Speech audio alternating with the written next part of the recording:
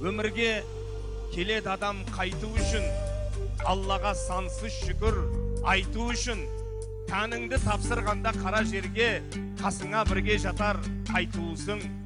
Қоштасар жаным деген жарыңыз да, айналып қайғысымен зарымызға. Өлгенде ол да саған дос болмайды, әйтеуір серік болар барыңыз да.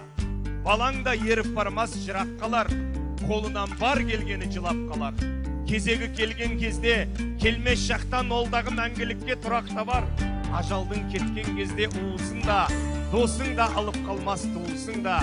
Ешкімге емей кеткен ғазиз басың, шірейді қара жердің уысында.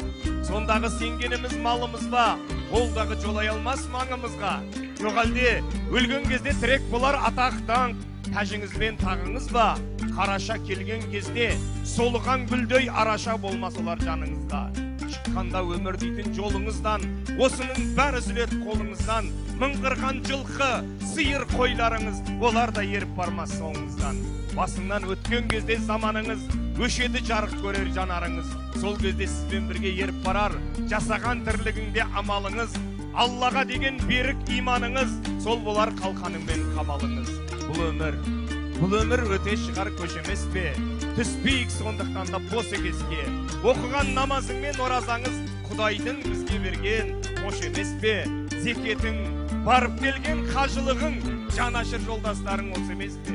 Мал демес, байлық демес, туыс демес, пендеге иман мәңгі дос емес пе?